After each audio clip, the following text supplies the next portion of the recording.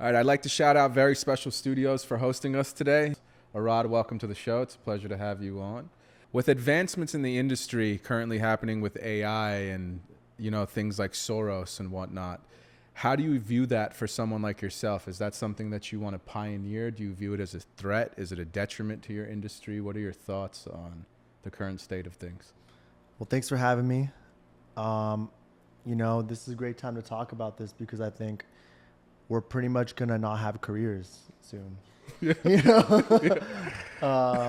I think AI, I'm so torn on AI because I feel like some people are optimistic. I actually did a little thing on my Instagram and I did like a little poll of people like asking people, what do you think about AI? Do you think it's going to be something we have to embrace, or is it something we try to, petition towards, reforms and I guess some sort of control over it? And pretty much everybody agreed that you just have to embrace it, right? And There's no going around it. There's no going around it, and it's kind of true. It's like a race. Like every company, every tech giant, every corporation is now trying to innovate. So it's like a race to see who can innovate with AI the fastest. But the problem with that is there's no regulation, and when you don't have regulation, you're gonna destroy a lot of jobs. You're gonna change the landscape of the workforce.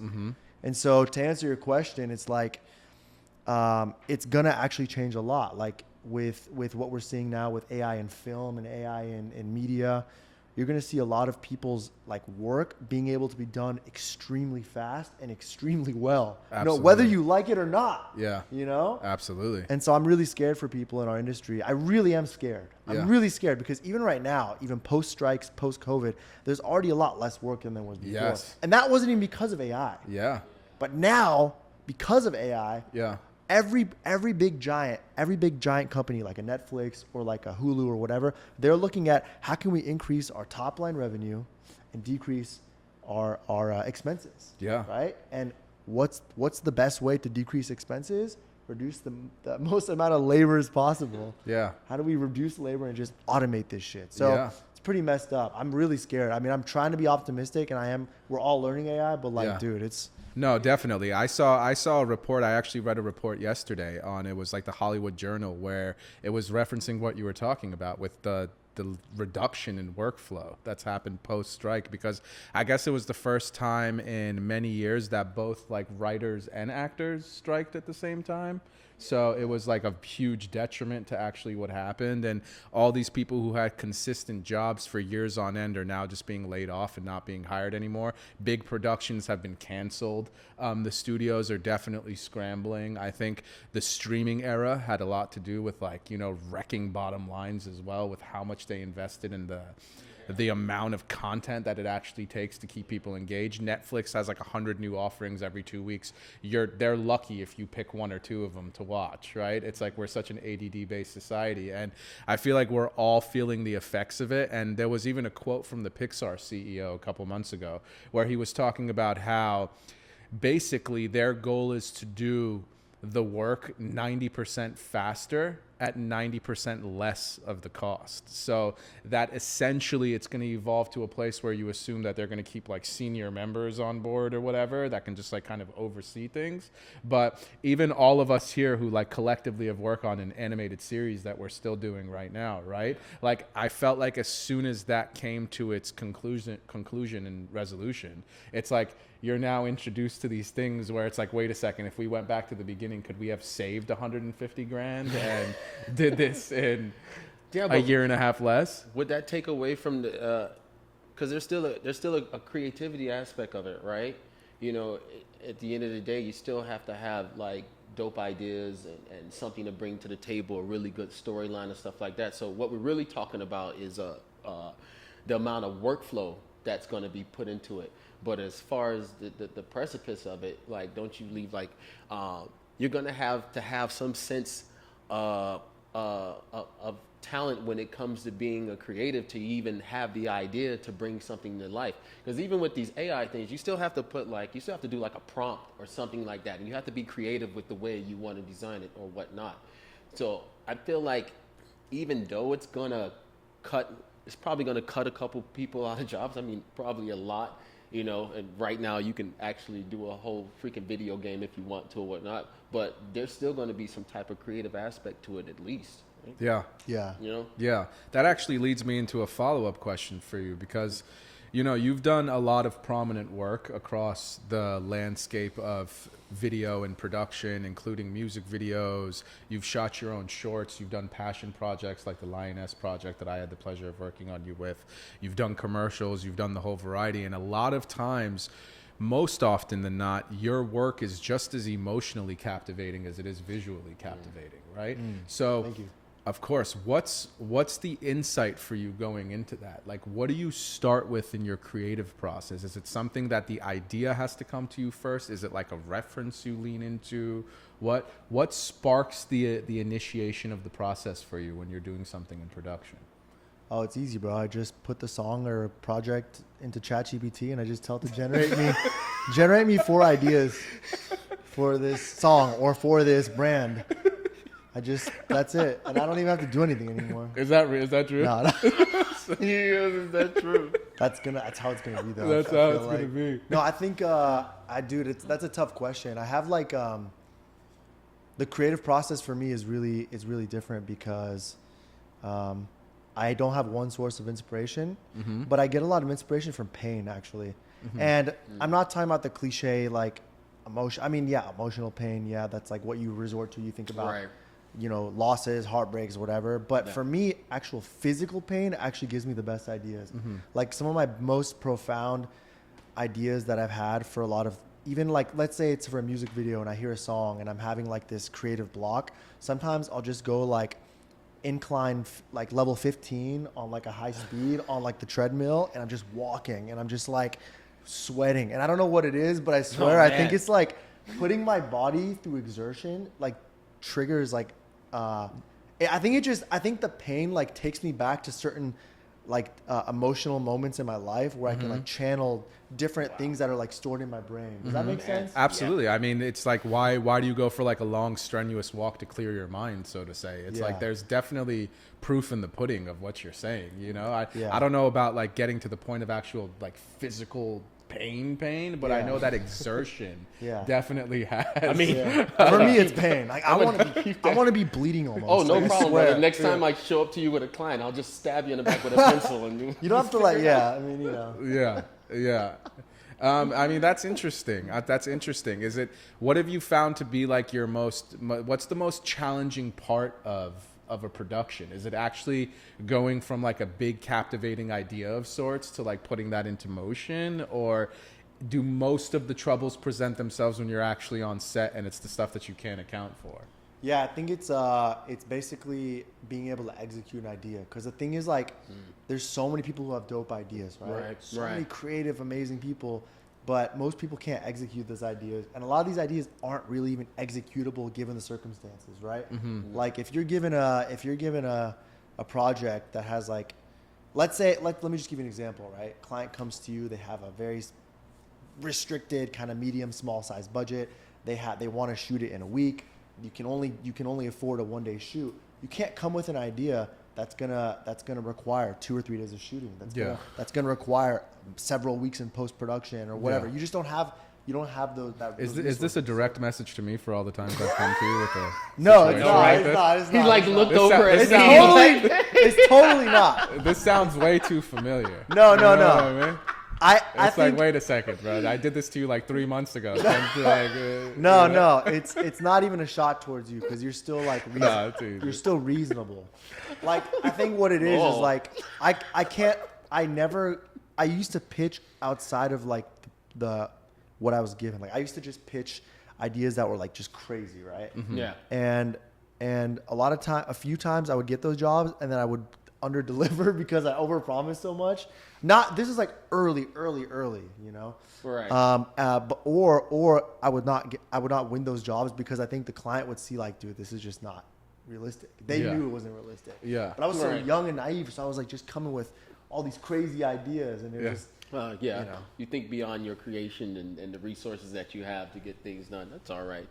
Do you think that but for the most part, when you're in that type of situation, do you feel like it's pressing to kind of finish or come up with ideas, or like, is it something that kind of stops the ideas that you kind of had in the beginning, or can you like push through it? Yeah, like do you have to refine it more often than not, or is it like The idea? You're like, yo, take the ice cream truck out, like we can't do it. Bro. Or, You're always refining. Yeah. You're always like there's rare instances where like the vision will be fully executed. Like I had a shoot recently where I pretty much did everything I wanted to, but we still had to like tweak it and refine it. Like even like the biggest movie sets, like a Scorsese film or whatever, like they're refining, they're changing the script. Like things are always changing, you know, that's just the nature of it. Yeah, absolutely. I mean, I feel like it's like that in every industry. You know, it's like you have, I'm sure Danny can relate to this. Like you have some big dream about what you want to step into the room with and what you want to create or produce. And then you realize not necessarily the limitations of an artist that you work with, but the strengths of an artist that you're working with. And you realize that things have to be tailor made a little bit to kind of just be a little bit more open-ended on how you're going to actually deliver or arrive at a destination. Depends on the budget. Yeah. Well, my DP on Lioness, remember Maz? Yeah. He told me something that will always like stick with me. And it was like the best. It was just like the most simple advice, but he's so experienced, right? And he told me, he's like, this project will be exactly what it's meant to be. You know, like, because we were fighting against the sun and we were like, it's getting too dark, whatever. He's like, honestly, everything we got today was exactly how it was supposed to be captured. And I don't know why I've never even like thought about that before, you know, because I always would be so hard on myself when things didn't go exactly how I wanted it to be. But sometimes, but it's true, like that things shape up how they're supposed to be, whether you're recording in the studio or whatever, you know. Yeah, it's it doesn't matter. So I know exactly how this looks like. And then there's times where you hear a song and you're like, you can see it going in different directions. And I actually have one thing I struggle with. Well, I don't struggle with it, but something that I always challenge myself on is like when I'm presenting an idea, because the way it works, at least with the music video world, is like a lot of times we're pitching amongst a few other directors. I don't really pitch on projects now. Yeah. It's usually either they're coming directly to me or it'll be like a small pool of like a few of us, like 3 of us maybe. They're obviously coming directly to you, but go ahead. But yeah, I try to keep it like usually like the single bids, but that's what it's called, like a single bid where it's like just directly to you, right? But if it's like a triple bid, which is like 3 directors, the most challenging thing for me is like they'll come to you with an idea, a song, and then a lot of times they'll come to you with like a foundational idea. So they might be like, we want this to take place in space, and we want it to be on a spaceship, and we're gonna want it like a. And then it like limits your view of what you limits your view, because then all of a sudden you and the 2 other directors you're pitching against are gonna come with like almost the same idea because it's takes place in the same world. So my struggle is like, or my challenge is, how do I differentiate myself so that the 2 other people I'm pitching against, like how can I stand out against them? Right. But it's like so narrowed in. Sometimes there's this one client. I didn't know they were. I didn't know that they do that. I didn't know. Dude, one time I got hit for. I don't know if we should cut this out, but I got hit for a Doja Cat video. It was me and like 3 other directors, and she came with the whole ass script. Like I'm talking about whole lot. Like I want these aliens here. I want this and a rocket ship or whatever. And I was like, okay. So I came with some heat, but I feel like everybody else who pitched and submitted their idea was like submitting almost the same shit. Yeah. You know? Yeah. Right. You feel like they were biting your shit when you were pitching it? I don't know if they're biting me because I don't know because Doja. You don't know if the song inspired or no, it was based off of her initial thing that she gave. Her initial thing that she gave was like had a lot of, but my idea that I pitched and then the video that came out, a couple of my ideas were in there, but I don't know if it was because me and the other director were both inspired from her. Oh no, they definitely bit your shit, but that's okay. I don't know. If you want to keep it kosher. I don't know. Like, I mean, that goes into without saying. Like, I think, you know, there's a great quote of good artists borrow, great artists steal type approach. You know what I mean? So I think they find inspiration in what it is, and when it's so close in proximity to each other, and if they're able to review scripts and whatnot, like at the end of the day, it's not claimed intellectual property. So they're like, you know what, I'm going to take a little sprinkle from this, take a little sprinkle from this, because ultimately the artist is what she may have or he may have liked a certain instance of a sequence in your video idea and was like, this is what I'm going to roll with. But you've had the blessing to work with some of the biggest personalities and artists in the world, right? How do you overcome the challenge of getting your message through to them especially when they're so set on a particular thing that they want to do, that you may look at it as like, you know, calling a spade, of saying, look, this could be a good credential for me. This could be a good bag for me, but I don't necessarily have the inspiration. It doesn't really invigorate me in the manner that I thought that it would, but I still need to show up to set. I still need to deliver, and I still need to make sure that I knock this out of the park. So how do you overcome that challenge of, you know, the combative nature of having a big personality that may be so set on something in particular? You know, do you try and find a happy medium? Like, what is it? Yeah, I learned this the hard way. You have to, it doesn't matter what your idea is. You can have the shittiest idea. It doesn't matter. What matters is you have to make them comfortable. And you have to make them get on the same page with you from the jump. So even if my idea, if you know you're a good director, at least in the music space, you know you're a good director, if you can convince your artist to jump into a dumpster and eat a bag of fucking old ass Doritos and say that's a hard ass, that's a dope idea. Yeah. If you are a great communicator and a great director, if you can convince them that's a good idea. And so even though sometimes if I know they're set on an idea or maybe they're looking at me for an idea, whatever it may be, wherever the idea comes from, I just need to make sure they trust me. Yeah. And they're like, they know that they're in good hands. Yeah. That's it. And you have to do it like as early as you have to do it as early as possible. So you have to do it before, ideally, I mean, sometimes if they're touring, it's hard to get in touch with them. Yeah. But if they're like around. Oh, but even before shoot day. Like I'm saying before shoot day, like I always try to like get on a Zoom or FaceTime or meet up with the artist. I try to. It doesn't always happen, but if I can, I will. Because it's like, then you just immediately solidify that, or you at least can like spark like the conversation and the relationship if they're like a new client, and you can just kind of vibe. It's like going to the studio with an artist. It's like, you know, you want to get on a featured track with someone. It's always a better vibe when you're like in the room. Yeah, you know, when you're there and you're kind of creating with each other. Like co-creating. Kind of being co-creative. Yeah. I mean, you're better than me. Like, I'm like, I'm horrible. I'm like, you either like it or you don't, bro. Yeah, no, it's tough. Like push play. But I'm selling things to the ear. It's not visual. Yeah, it's not visual. To make something visually captivating is incredibly difficult. Difficult. Having seen, you know, the prowess on both sides of the lens, so to say, having been someone that's been a part of big productions for music videos, having been someone that's been a part of big productions for artists, like the music. And it could be because it's the lane I'm in, right? But so it could be slightly biased in what I'm saying, but it seems like the music is far easier of a process. It is. Because you can go in a minimalistic approach with music and say, like, we're recording this with a banjo and a USB microphone, and odds are if the talent is there, like, you're going to be able to come up with something that's quite good. But that doesn't necessarily translate in the same manner, I feel like, visually, where if you do have someone talented, yes, of course they might be able to come up with something a little cool, but like there's always extra elements in film that is required. Like even Weekend, did you guys see that recent video for Dancing in the Flames that he did on the iPhone 16? Oh yeah. Like they say that it obviously was shot on an iPhone 16, right? But do you see the set that was there and the lights and the cars and all the posts that's done with it to make it something captivating? You know? Have you guys seen the recent Eminem music video for Houdini for his new album?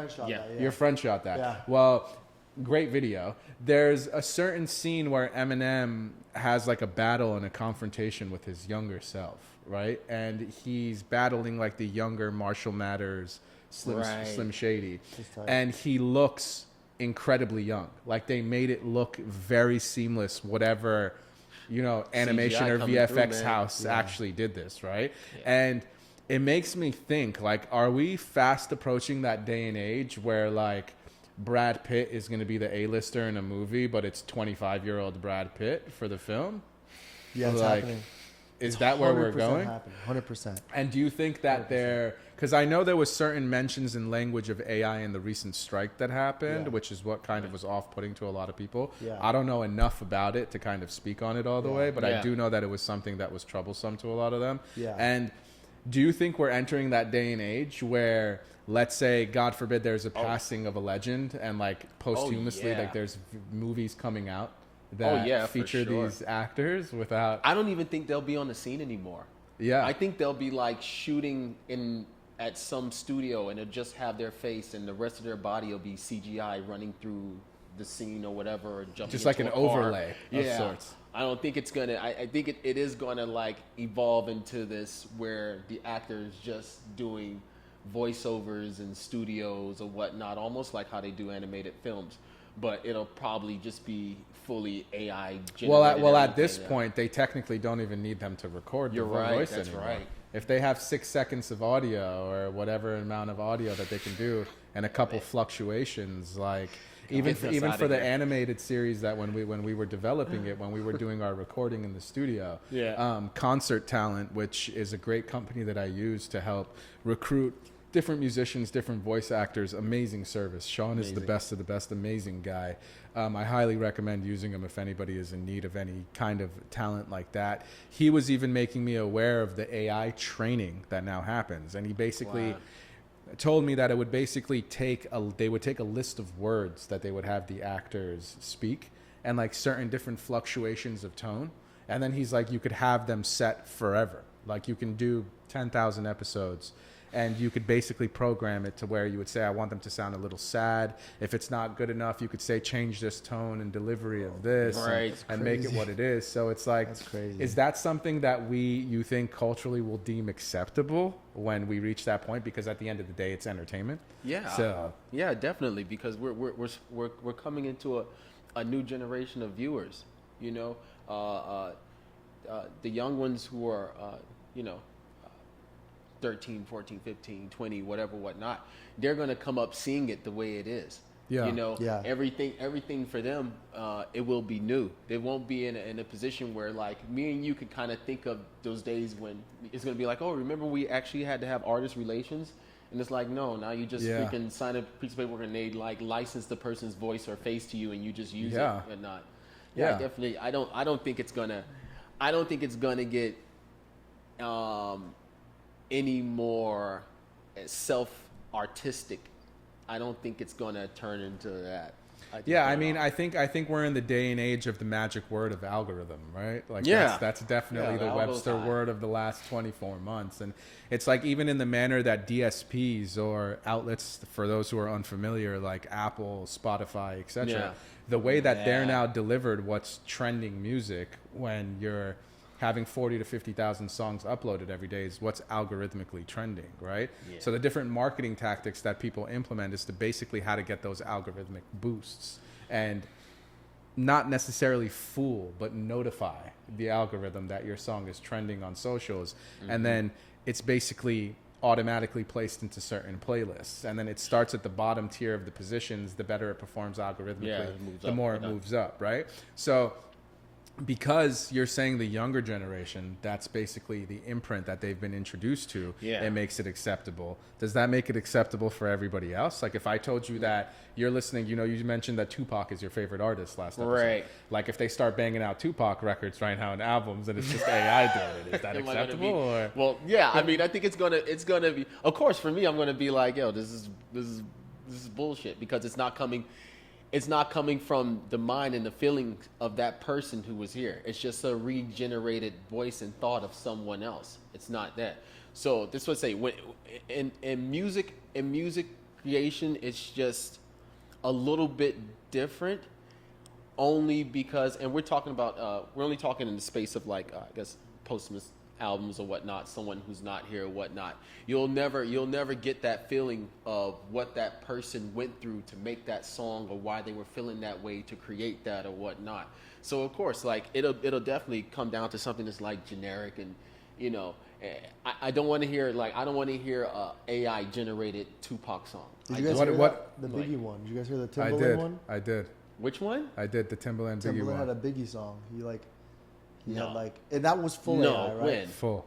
There was that wasn't like a verse that was from the past. Wait, what? Yeah. I'm lost. That actually ties perfectly into the point that I was to make. What if AI makes it convincing enough? What if it's so good and so on point it would to what only you be know? it would only sound convincing though. I kind of like AI Drake. I'm not gonna lie. Yeah, AI Drake is the best. AI Drake is hard. Yeah. AI Drake is dope. Yeah. he's still alive. So you can kind of like, you can be like, well, is it him or not, whatnot, and you wait for somebody to tell you if it is. You know? But in the sense of like, I don't want to, like, we can go further. Like, I don't want to, like, I don't want to hear an AI Whitney Houston. I don't want to hear it. I don't see it being like, I mean, maybe now, maybe in the future it'll change, but anything that's AI is not like, it's not the same. It's not celebrated or regarded the same. Like that Biggie song, nobody really talked about it, right? Yeah, obviously, because I didn't even know about it. Yeah. So anything that's it's not acceptable right now. Even post, I mean, like let's say an Michael Jackson song comes out, maybe people talk about it for a day or two, but it's not going to be like a classic. It's not going to be celebrated. So I don't know the longevity. Again, maybe it's just our generation and our time, but I feel like AI still, because it's not from a human, it's not going to be looked at as like as premium as it is with like a real person's voice who's alive, you know? Yeah, and then also like it's also following with the times. Like, AI. Let's go back. Like, if there's an AI Tupac song, and he's talking about things that are current, and it's being received from a 15-year-old who never heard of Tupac before, and he's just in love with this voice and like, oh my God, this is dope. I think that for them would be reachable, but like, it's like right now, if they dug up a bunch of old Pac songs, you know, he'd still be talking about, you know, Hypnotic Hennessy. Yeah, absolutely. Like, he'd be like, yo, we don't do that no more, bro. Yeah, you know? nah, you're right. So there's always going to be this gap of creativity and being able to reach someone on a level. That's why I say, like, for the young kids, bro, they're gonna get it. Like, they're not gonna fight it, because they're gonna understand that this is what they're being delivered. They're not they don't know anything else but that. It's like my parents can have conversations with me about, like, my dad was in music, and he conversations with me about how things were back then, and like he does these things where he's like, man, you had to sing the whole song. You had to have the background singers come in there and do this. And me, I'm like, hey, man, you know what? Honestly, I have them sing it once. I pitch it up a couple times. I just add the harmony myself. So I'm also guilty of like, I guess, finding that easy way to finish something, you know, which is why I don't really fight the technology and what's happening with this day. I really don't, because I think within our space, especially when we're on our level as professionals, anything that we can utilize to kind of get the product done better and faster, you're going to use it. Mm-hmm. You know, you're not going to be like, I'm not going to use this because it's bullshit and it's not real. It'll be as real as you make it. That's what I feel. You know, even when it comes to television, movies, they, like, my daughter's 7 years old. I can't explain to her CGI, green screen and stuff like that. I mean, I could, obviously, but for her, what she sees and takes is reality. Mm-hmm. You know, because that's all she knows, and she also knows the difference. Like, I've put on like old cartoons. Like, I made her watch. She watched Animaniacs the other day. I put on Animaniacs for her, and though she did enjoy it, I kind of did get that. She's like, this looks kind of old, Dad. You know, and for me, I'm like, what do you mean this looks old? You know, but then I look at freaking like Moana. I'm like, okay, I get it. You're right. It's there's a different for sure. It's like the progression of technology, you know. But that's super subjective. Like, at the same time, on the other end of that spectrum, like, I think it's because of how it's been introduced to certain children. But like my nephew Rumi with my brother, like, he loves old movies, and like I always find it super interesting because like, he's always watching like Major League and like all these old like Rookie of the Year type films and stuff like that with my brother. And I always find it interesting that this 8-year-old kid is able to sit through a 2-hour movie, because the attention span of children these days, like, I notice it on some younger nieces and nephews where like literally I'll put on, we had some people over the other day at our house, and I tried to put something on for one of the kids, and when I'm talking less than 10 seconds, he was off of it. Like, it was basically like the opening credit scene, and he just picked up something else and went to something else completely. It's crazy, man. Yeah, like, well, I mean, I guess it has to gather. Anything will have to gather their attention first and keep it. That's why I say there's something about talent that will never be able to be recreated. Replaced, yeah. You cannot do it. I was like you said, my kids sat and watched Cinderella, like I'm talking about the old one, and she watched the whole thing from top to bottom. And first I thought, I was like, there's no way she's gonna watch this. Like, it's freaking long and the color's not what she's used to. But I guess because of the storyline or whatnot, it still gathered interest. And like, I still watch old movies. I watch Alfred Hitchcock's like old, like, you know, things. I'm into that. So like, there's something about talent and being creative and being able to have those ideas and being able to reach people in a space where you're like, I have this idea that I want to bring to the table, and even once you bring it to life, it can have longevity and will stand the test of time.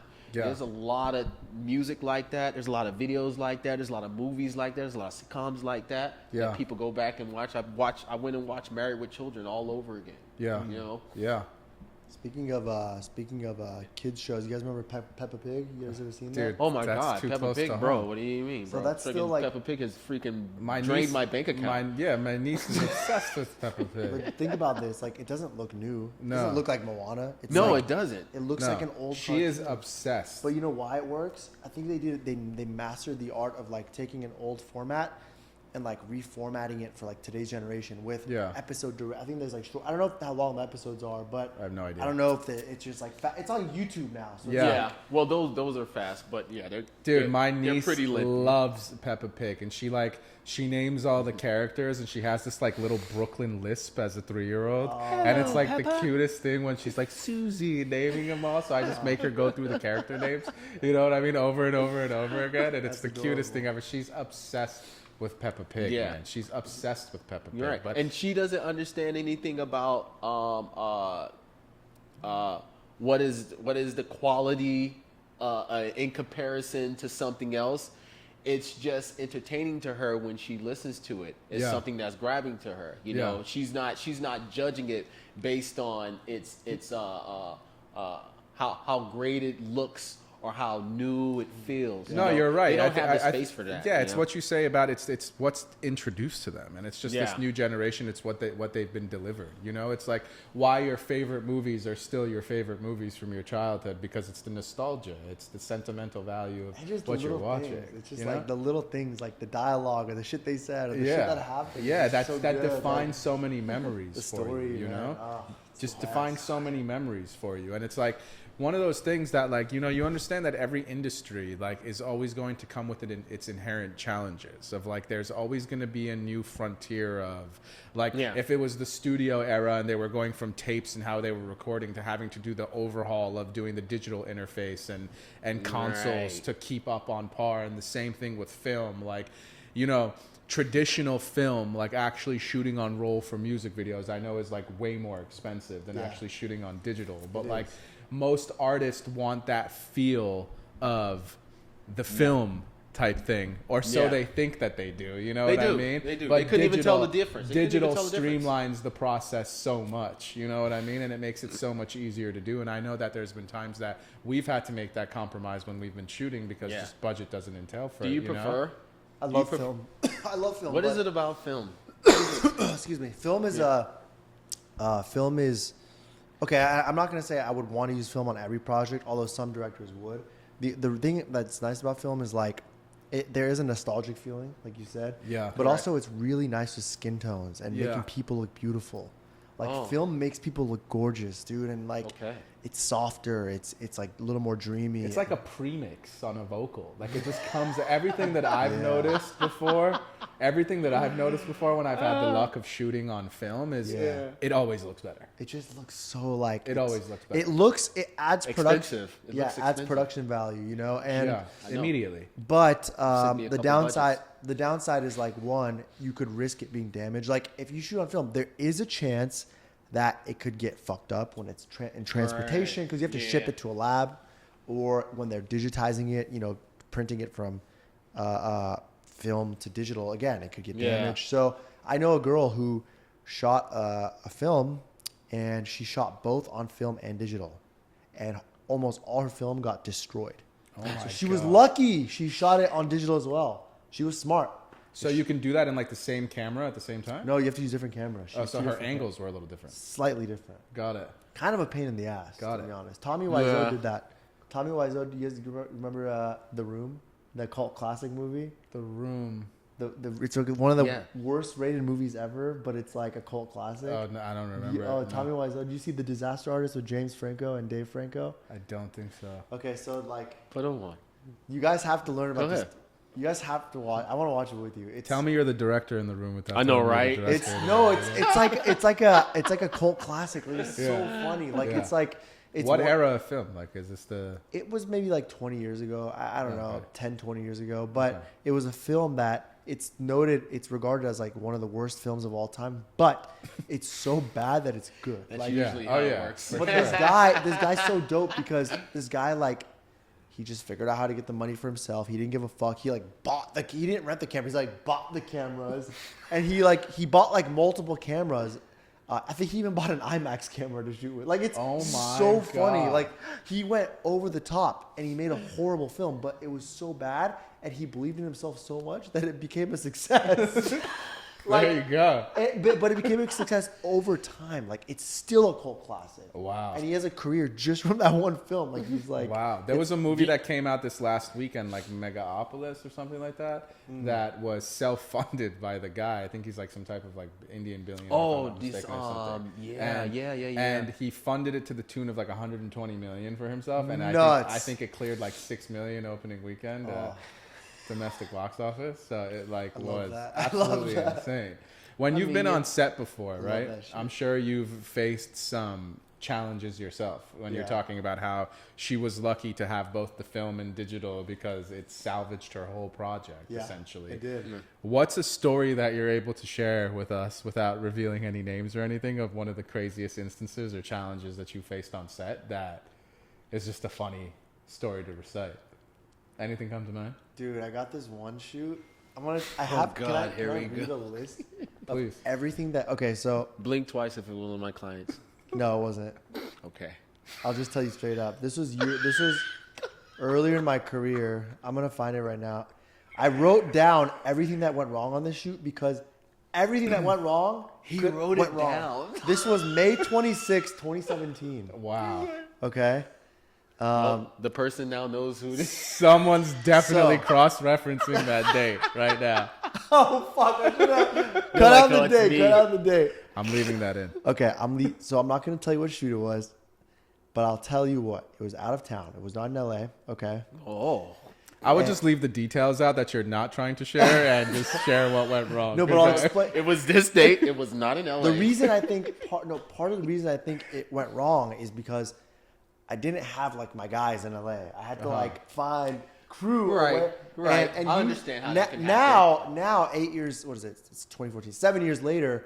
I feel like I have crews in a lot of different cities and states. Back then, I was still kind of figuring it out. Yeah. Right. So, dude, I'm gonna read this list. It's freaking nuts. Okay, the first thing. First off, this is a shoot where we hired a bunch of models, and I was really vetting them out. Right, my casting director sent me PDFs, and I was like, okay, we're gonna go with these girls, whatever. And the artists agreed on them. These girls show up. I'm like, are these the right girls? They look nothing like their They photos. face-tuned your ass. Insane. They got you. And it wasn't. I personally he got can like. catfished on a video. Yeah. Like I feel like I can make it work, but I was concerned about the artists being like, who the fuck, who are these? Yeah. And then I have to explain, oh, So well, the you chose talent them. wasn't exactly up to par of what you chose. Yeah, and I was worried about my artists flipping out on me. Being Yeah. Like, what the heck? Right. That was the first thing. The second thing was This is all one video. this is this is all all one- I have a sorry. list for Yeah. just one video, right? The second thing was the car we wanted to rent ended up costing like triple of what we wanted, and then they wanted a driver. Basically, things kept getting expensive, and then the night before we had were to in Miami. basically no. The night before we had to basically spend all night locating a new car. Oh. Because we couldn't afford the other car, and the other car was being difficult to get. So literally, my shoot was in the morning. Like I don't remember what time. I think it was like 7 a.m. And I remember man. I was up. I wasn't even producing the video. I was working with my producer to find cars at like 3 in the morning. I had to get up in 4 hours to like They direct brought this you video. a Pinto. And you were able to find one? I found one. And Wow. then guess what? It fucking broke down on the way to set. Oh So the my car couldn't even God. arrive. It didn't even get there. Oh my god. So then we had to get another one. Oh my god. bro. Okay. Then we had this My is guy back. wrote this down. This is how bad this was. This Yeah. shoot was Like- nuts. Next, Oh, next, man. listen. So back then, drones were new. Drones kind of like really hit the scene like what, 2015, 16? Yeah. Yeah, This is- I remember you fucking were begging for a drone back then. Yeah, bro. I drones remember were it was like only one guy that had like Yeah. a drone around. So Yeah. drones were new, and this guy, They flew for like 5 minutes. Yeah. You had to replace the battery. and they were like $2,000. shaking. They weren't like they were And like loud as shit, like Yeah. blades taking you Yeah. out and shit. Horrible. You know what I mean? it was still dope though. Like having a drone Oh, was yeah. like Oh, luxury. yeah. So I remember this was brand new. They just introduced the FAA started introducing restrictions, and the FAA was I guess it's like some sort of association that's deals with flights for Yeah, I federal- remember. federal You had. whatever. I remember you had to have Federal- a license to have Exactly. one now and all Yeah. that. Yeah, I and remember. they were becoming really strict, especially around airports. So we were shooting. We weren't next to an airport. We were maybe within like a mile. We were within a range that was blocked off. And in order to the way that these drones worked was there was like a little GPS thing you could look at. So I think you connect it to your phone as I think it was like your phone as like the monitor, and then your phone would tell you, okay, you can fly with. Yeah, this like range, in but what ranges are off Exactly. limits. So to block that range, we the guy made some janky contraption.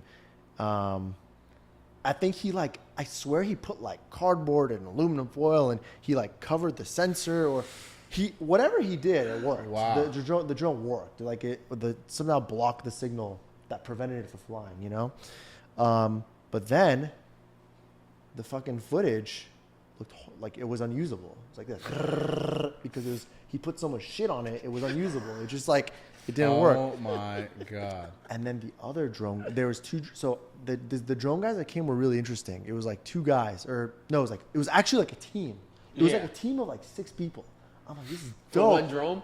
Dude, they brought like multiple drones, right? But so it was so dope. We were like filming, we were filming shit happening. I'm not gonna tell you what because it'll make it obvious. We were filming stuff happening, and these drones were like crossing each other and doing crazy tricks, whatever.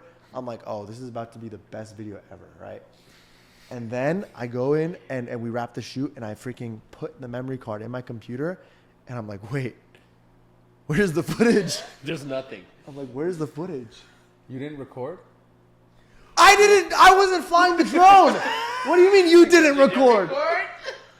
He didn't record. This fucking guy was flying for like 2 hours. And didn't record? He didn't record. He forgot to hear. But I didn't at the time. Oh I was my in so much. God. No, listen. Wait, so this is day 2. This is a 1-day shoot. Actually, no. It was a 2-day shoot. This was day 1. Okay. Yeah.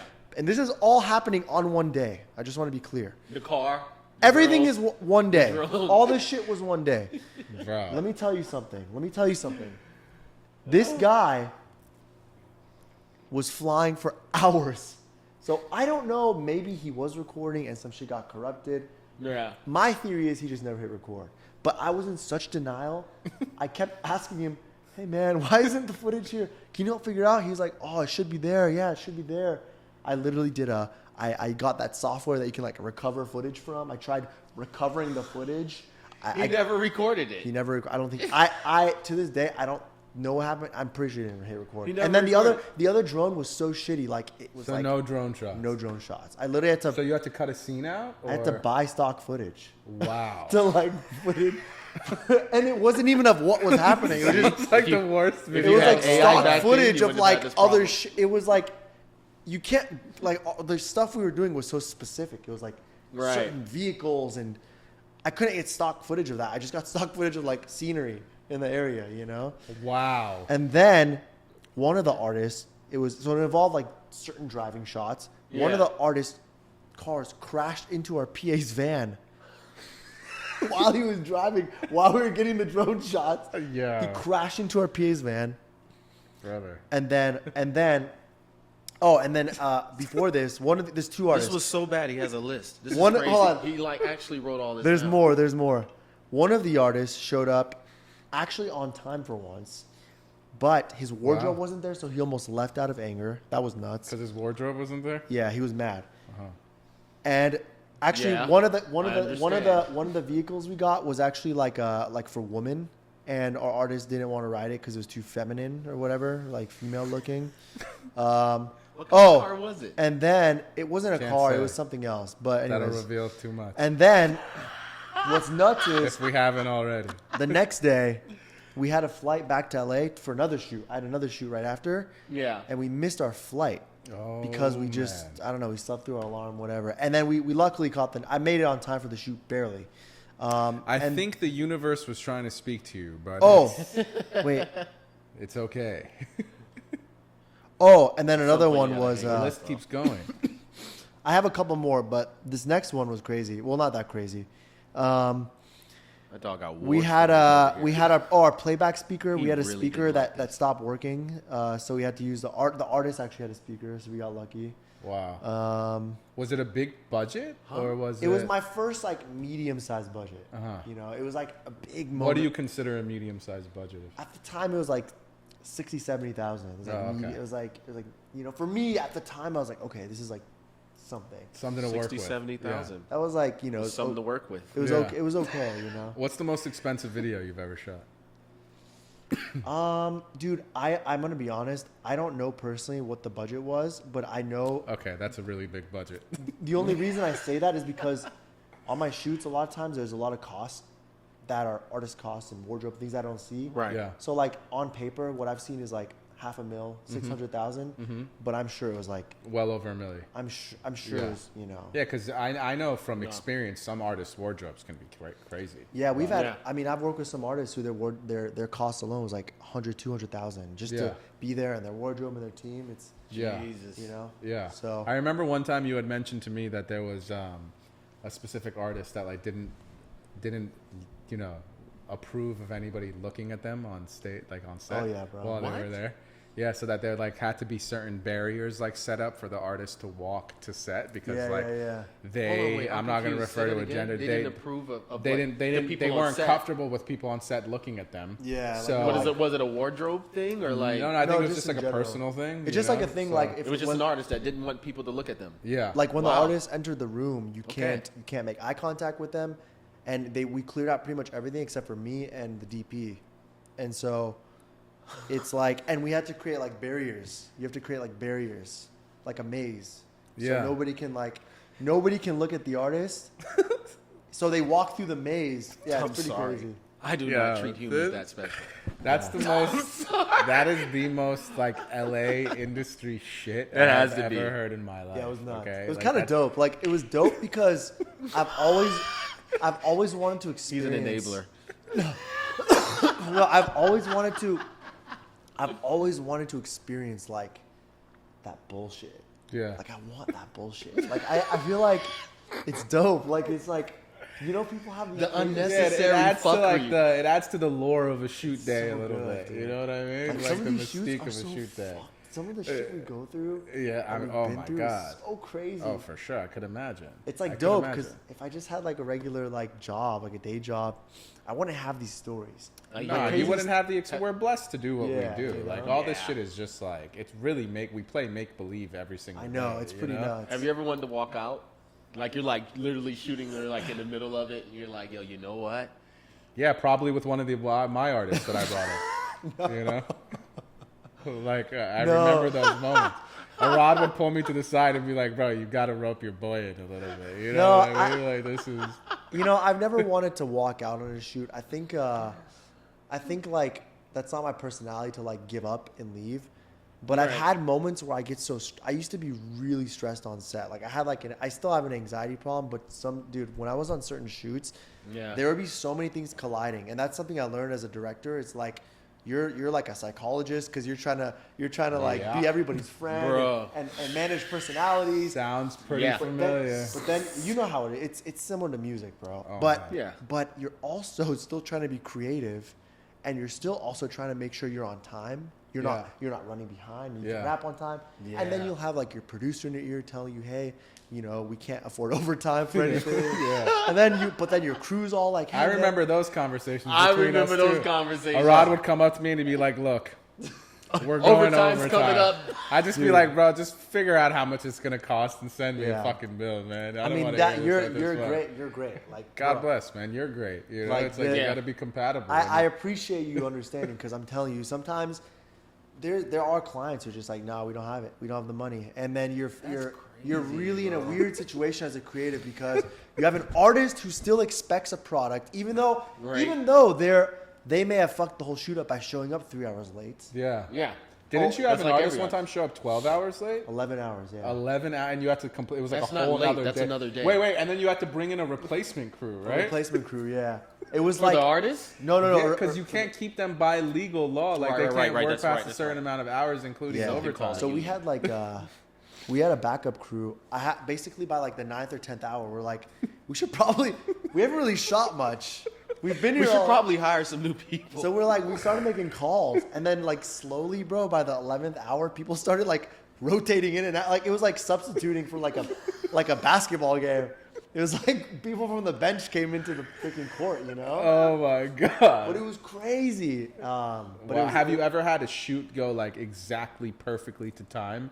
Have you ever finished with like extra time or it always goes down to the wire? I've had a couple shoots. That have finished on time or with a tiny bit of extra time, but rarely. Rarely. Yeah. Rarely. Yeah. Obviously, there's a lot of variables. Yeah, because of course. ideation and then Impossible to- actually Yeah. framing shots Yeah. and lighting. As a director of prominence who's had the blessing of having some successful endeavors and having to go through the trials, I know you were mentioning to Danny and I both that you started shooting on your dad's like little tape camera when you were 9 years old. So it's obvious that this was a calling for you, right? Yeah. And you've had the blessing now of doing some amazing projects, establishing your name Thanks, while bro. still being relatively young, right? Appreciate it. And being able to do what you want to do and basically make a dream come to fruition, right? For those young artists or young creators that might have the opportunity to watch this, is there any advice that you would give to your younger self that you wish you could have known from the beginning? Like understanding that you kind of always have to bask in the chaos a little bit of set. Nothing's ever going to go perfect. But if there was one thing that you could look back at 15-year-old Arrad as you were starting to really break into the profession in the industry, what would be that one message that you could deliver to your younger self? If there is one. Two things. Can I adjust my mic again? Go ahead, of course. I just want to be higher because this is like Go ahead. a really important question. Go ahead. Okay. Screw that tight. My guy he learned how to use the microphone today. Okay. He's been on it. Yeah. I just really want to be like crystal ahead. clear. Yeah. So your question was, if I were to go back and talk to my younger self, what would I tell myself today? I think two things. I think one is I would tell my younger self. Okay, two things. The first thing is I would tell my younger self to create for yourself, right? So don't always just like do things for other people. And what I mean by that is that I kind of fell into this like place of always. I got so like I don't know, busy with creating for other people that I kind of like didn't really take time to create for myself. You know? Yeah. No, my passion. I haven't really done a lot of passion projects that have come to life. Like I've written a lot of ideas. I have a lot of ideas, but I haven't executed a lot because I'm always constantly like busy with client work, which sucks. And I kind of feel like it sucked my soul out, especially a few years ago when I really kind of like slowed down from the video game. It was like a mental thing for me, you know, like it kind of messed up with my mental. And then the second thing is aside from creating time for yourself, creating for yourself, the second thing I would say is this is very cliche and like maybe obvious take it advice, all. but it's to not just don't bite your nails so much, don't stress so much, don't pull your hair out. Like I think that's very valuable it's advice. it's only reason is because I would, if like for example, if we were running behind on a shoot or if we were running out of time or if I felt like I didn't have everything I needed, I would kill myself and I would be like, I would be so hard on myself. I would almost even be hard on my crew sometimes. Like you guys let me down or whatever. And I kind of created, it wasn't a toxic environment, but it was an environment that was very like, what's the word? Self-deprecating almost. Yeah. And I think that kind of affected my mental because I always felt like if things didn't go exactly how I wanted to go, I was inadequate, you know? And so that like inadequacy. But you realize that it was really all an internal battle. It was an of what you internal were feeling battle. yourself. I should have, again, what Maz, my DP from Lioness, freaking bless his soul. The best advice he gave me was, A great guy. he's a great guy, and I'll never. That advice he gave me was so real, man. He just said, he's like, if it's meant to be, it's meant, like whatever this shoot is meant to be, it'll be that. Yeah. You know, and I really value that advice. Yeah. So that's what you would say to your younger self. That exactly. I think that what he told me is what I would say, and he kind of is like, he is like an older version of me in a sense, Yeah. you know, because he's so experienced and he's been in the game, and just Yeah. hearing that from him was like, it was dope. So one of the best bits of advice that I had gotten from a very close friend of mine that we all know, his name is Majid. He's a savant at what he does with the mixing, the mastering. He's just, first of all, the best human you'll ever meet in your life. Yes, Most pure-hearted he is. guy ever. Boy. But he's been a great friend and mentor of mine for many years. We've had the blessing of working together for over a decade and a half now. And when I was first setting up my first equipment in my studio when I was younger, he said, listen, man, anything that is a creative process, music, film, or whatever, is basically problem solving. So the quicker you figure that out, that this isn't going to turn on, then that's not going to be the thing that you want, that this isn't going to sound the way it is, and you realize that the creative process is just a series of different solutions that you come up with, the better suited you'll be in the long run. So when it comes to music, there's so many different aspects of what concludes a song or finishes it. You know what I mean? And it's like there's the vocalist, the songwriting, the production. There's the post-production with mixing, mastering, all the little things that you have to do. And how that correlates back to my question is, if there's one element that you could take away from a production, a video production, one thing that you can't live without, whether it's the idea, like the lighting, or like the camera itself, what would be the one thing that you would hold on to with all your might that is a must-have over everything? Is it lighting? Is it an idea? Or is it what you're actually shooting on? Or is it the talent that you're shooting? Yeah. Yeah. What are you getting? What are you keeping, and what are you getting rid of? I'm gonna give you something that's a little more abstract than that. So I feel like talent's obviously the most important, I would say, if you were to actually prioritize. But I think in terms of what a client wants, I would say I would always hold on to, if I had to get rid of everything but keep one thing, I would keep that one thing that the artist wants. For example, every project will always have, whether I'm going to just go to a music video because it's the easiest example, right? In a music video, an artist will come to you and they'll always they'll want that one thing. I want to wear, like, I had this one artist, he's like, I really want to get a scene with this new necklace I got, or this new whatever, or I want to showcase, this thing I have. So they want that one scene. I know one artist was like, I want a scene with like paparazzi. That's all I really want. I could do whatever else, but I really want that one scene. So for me, it's identifying what's that one or maybe two things that the client wants, and how can I give that to them? How can I shape my lighting, shape my talent to like revolve around those things that they really want? So ultimately the idea.